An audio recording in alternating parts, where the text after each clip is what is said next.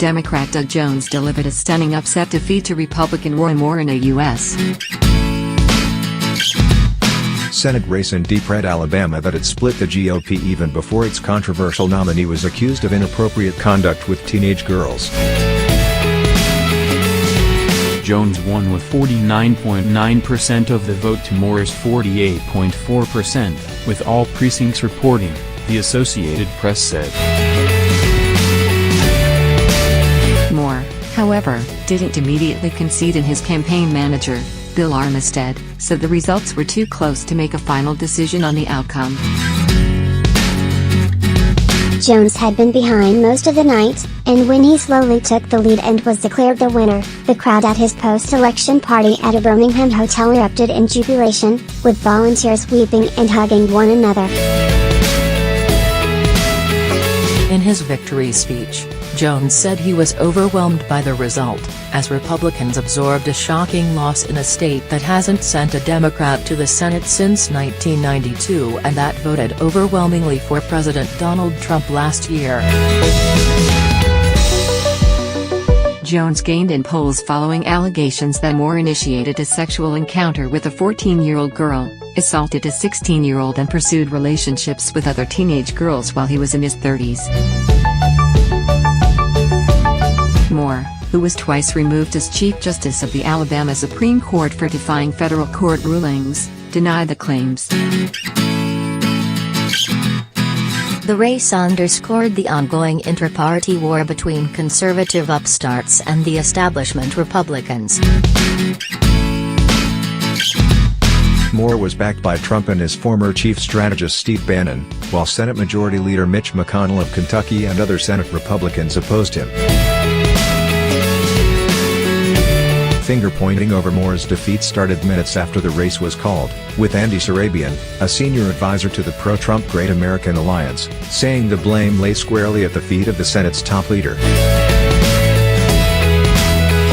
Mitch McConnell and the Republican establishment got their wish. They successfully delivered Alabama to a liberal Democrat, Sarabian said.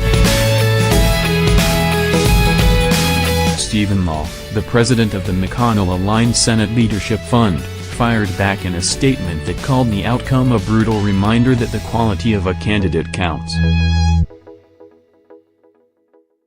Not only did Steve Bannon cost us a critical Senate seat in one of the most Republican states in the country, but he also dragged the President of the United States into this fiasco, Law said in a statement. Moore's defeat means the party won't be tagged with his reputation while seeking to retain control of the House and Senate in November 2018. And McConnell will have a slightly easier time running the Senate, given that Moore had promised to try to oust him from his leadership position. What might have been an uneventful race in a state Trump won with 62% of the vote in 2016 instead appeared too close to call in the days leading up to the vote. Poll averages showed Moore with a slight lead, while a trio of surveys released Monday showed Moore up by 9 percentage points, Jones up by 10 points, and both candidates tied. After the vote is certified, Jones will be sworn into the Senate seat formerly held by Attorney General Jeff Sessions. Luther Strange was appointed to fill the seat last February, but lost to Moore in a September primary vote even though Trump had reluctantly joined McConnell in supporting Strange. Until the allegations involving teenagers were reported, Moore had a wide lead despite a controversial past. Moore, 70, was removed from the state's top court in 2002 for refusing to remove a Ten Commandments monument from the state judicial building and suspended in 2016 for ordering judges to ignore the U.S. Supreme Court decision that legalized same-sex marriage. The Republican also argued that a Muslim shouldn't be allowed to serve in the House because of his religion, has criticized the science of evolution, and wants to make homosexual conduct a crime and restore a ban on gays serving in the military. Jones, 63, was the lead prosecutor in the 2002 conviction of 2 Ku Klux Klan members for the 1963 bombing of the 16th Street Baptist Church in Birmingham.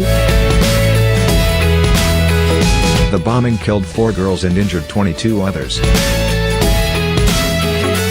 He spent the final days of the race shoring up support among blacks, the core of Alabama's Democratic base, by campaigning with Representative John Lewis, a Georgia Democrat and civil rights leader, among others. Jones also saw support from moderate Republicans who found Moore too controversial. "This was about either decency or indecency will win," said Corleen Farley, a 63-year-old Birmingham resident who attended the post-election party. Either love will win or hate will win. We had to do this and we did it. I'm about to cry because I never would have thought it would have happened in Alabama. Tuesday's election serves as a warning to Republicans who must decide next year whether they want candidates backed by establishment party leaders, or populist conservatives who often criticize top GOP elected officials for making too many compromises and not getting enough done. Bannon, who campaigned with Moore twice in the week leading up to the election, has said he will back primary challenges against every incumbent Republican he says is disloyal to the president. He described the Alabama race as a choice between the Trump miracle and the nullification project in Washington. Alabama's senior senator, Republican Richard Shelby, said he wouldn't vote for Moore after the candidate was accused of initiating a sexual encounter with a 14-year-old girl. "That was enough for me," Shelby said Sunday on CNN. Instead, he said he wrote in the name of a distinguished Republican.